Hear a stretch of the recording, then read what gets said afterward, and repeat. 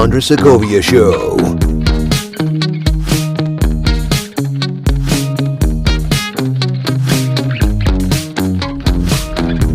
This is the Andres Segovia Show, and I am your host, Andres Segovia, the Honest Broker. Thank you for tuning in to this episode on the road.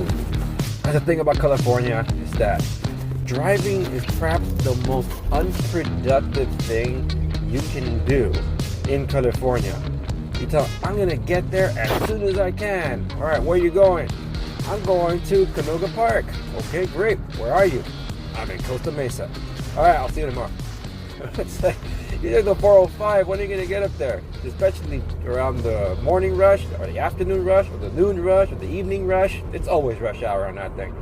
So that's why as I'm driving out here, I'm like, you know what? Why don't I just fire up the microphone and see how it goes? So I wanted to impart a few tipperoonies because as I'm driving, I'm like, you know what? I see some for sale signs out here. And it got me to thinking about the episode I need to record. Because I've already given you my 5 beginner's tips to buying. Like, if you're getting into home buying, you hear the 5 steps you need to do. What about if you intend to sell? If you never sold before and you intend to sell, what tips can I impart to you then? Well, the good thing is I have some tips for you. Here are my 5 tips to selling your home. You know, one of the first things you'll probably end up doing is looking up to see if it's even worth selling. So tip number 1, do some research. Because you are able to do some research. Because at this point, you probably don't want to talk to a realtor yet. Like, if you bring the realtor into the picture, they're going to haggle me. You know, all I want is to find out what the worth of my home is. But if I get them, then they're going to want the listing. They're going to be aware I'm trying to sell. And if I don't sell now, they're going to keep pestering me week after week, after month until I finally sell with them. Nobody likes being haggled. Well, thanks to the beauty of the internet nowadays, you can get an idea of what your house is worth. Yeah, you probably heard the Zestimate. Some of us realtors actually do use the Zestimate. I use the Zestimate with a grain of salt. So, because my background's in construction, you can get an idea on Zillow for a Zestimate. What can my house go for? So at least you have a number to work with. And a number to work with is better than having nothing at all. So step number 1, research the probable value of your home to find out if it's worth even considering selling. So you see the number and you have a pretty good idea now. It's like, you know what? I can make this work with whatever balance I have on my mortgage and such. Then by all means, you just completed the first step in that. All right.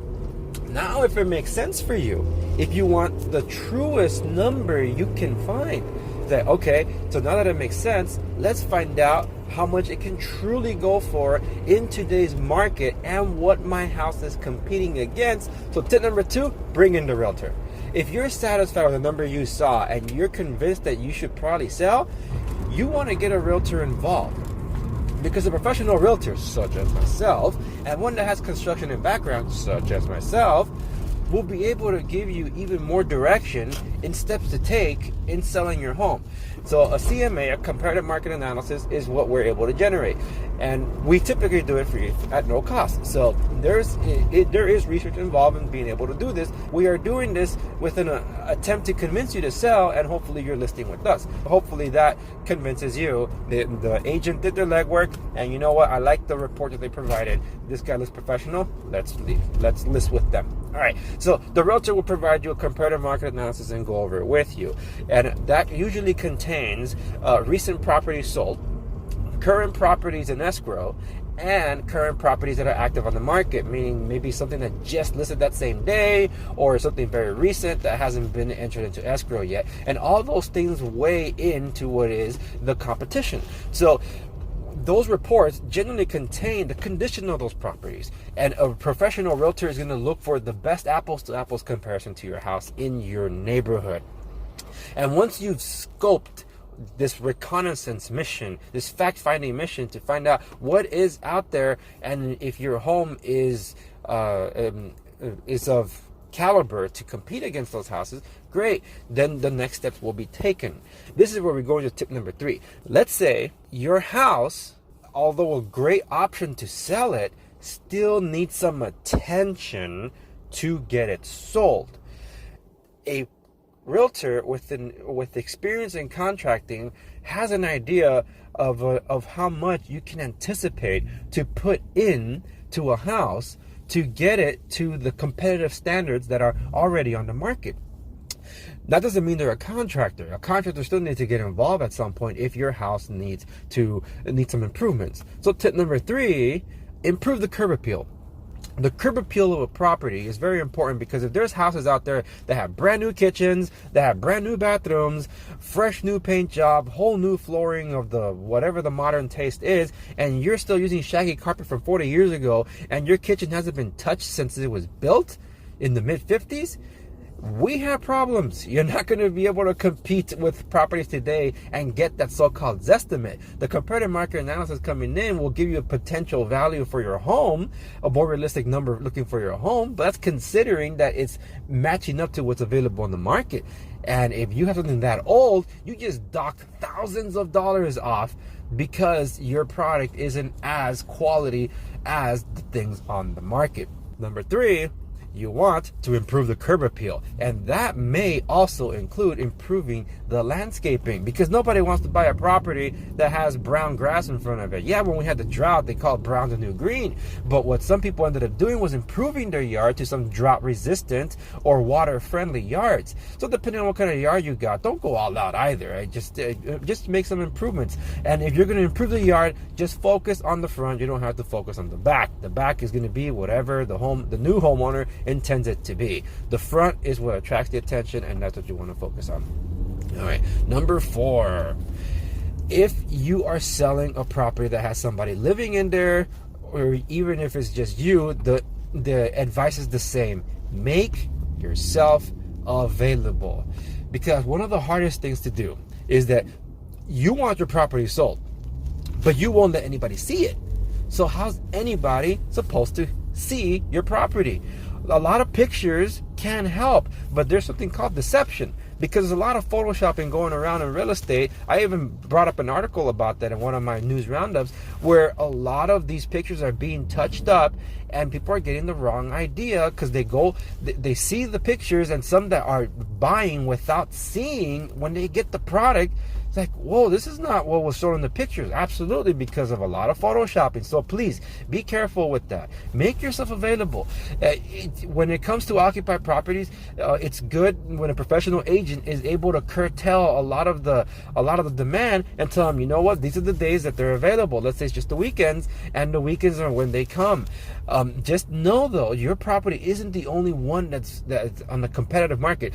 Usually, the open houses are a lot busier on the weekend. So I'm not saying you got to make time during the week. I mean, everybody else works too, right? But if there's an opportunity, you never know which buyer only has availability during the week. So if you can make maybe an extra time, even if it's just a quick appointment for somebody just to be able to take a peek, you can give that power to your realtor to be able to make that kind of time that conforms to you in relation to also the interested buyer, to make something work, but also to vet them out, to not just say, oh, this is probably just not a serious person. You can put some strict things in place to to make sure that real people that want to buy are coming over, so they're not wasting your time, and that we all know that time is money. All right. Now we move on to tip number 5, and here's the big one, because now this is in relation to how do you pick a buyer. The buyer's agent has a lender that the buyer is working with, or the buyer already comes with their own lender, because with the internet nowadays, they make their own decisions, supposedly. That doesn't mean the seller doesn't have a say in it too. You can require that buyer to also be checked by your lender of choice. Say, you know what? That's good that you are already pre-approved. Let my lender double check that you are pre-approved. So have your lender talk to my lender, and let's make sure that we're all on the same page here. By doing this, you're vetting out all those fake like buyers that say they've already been approved.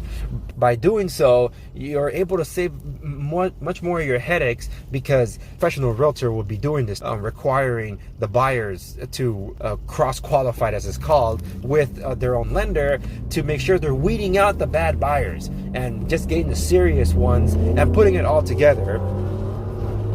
Wow, that's a loud engine. And putting it all together for you, the seller, to make a much more informed decision about which buyer you like to work with. So those are my 5 tips to home selling. Those are the initial ones that I recommend. About like the first 3 are really about what you need to do to get your house up to stuff to be able to sell, and then the other 2 are basically during the transaction, but still things that you need to know when you're going to sell. So let us recap. Tip number 1 is estimate. Look at the value of your house. Number 2, get a realtor involved and get a CMA. Number 3, improve the curb appeal of your house if need be. Number 4, make yourself available for those open houses. And number 5, cross-qualify those buyers. And believe me, it's going to save you a lot of headaches, especially as you're weeding people out. I've actually had a cross-qualify work in my favor when my buyer had their own lender, and it was a lender I was not excited to work with, because that lender and I did not really mesh very well. I had no say in that lender, unfortunately, until the last moment, because when the time came to deliver the funds, the dude left my buyer hanging, and the seller's lender, who cross-qualified him, swooped in to literally save the deal and started a new relationship for me, because he's actually a lender now that I work with. So those are the kind of relationships I want to establish with professionals, and that's why I encourage you, because you never know whether you're a buyer or a seller. Cross-qualification can help you, because sometimes your lender might not be giving you the best rate available, and cross-qualifying, you might be able to get access to another a better rate, and at that point you're going to want someone competing for your loan. Believe me, any money you could save when you're in a transaction is all the better. So those are it. Okay, everybody, thank you so much for listening to this latest episode of the Andres Segovia Show. I will see you on the next one. Remember, if you have any questions you want answered on the air, I will be doing hopefully a live Q&A pretty soon. So ask me your questions. Put them on Facebook at the Andres Segovia. Same handle for Instagram if you want to DM me there. And on Twitter at _Andres Segovia. And of course, you can check me on my website, www.theandressegovia.com. I look forward to hearing from all of you. So that's it for this episode. I will see you on the next one.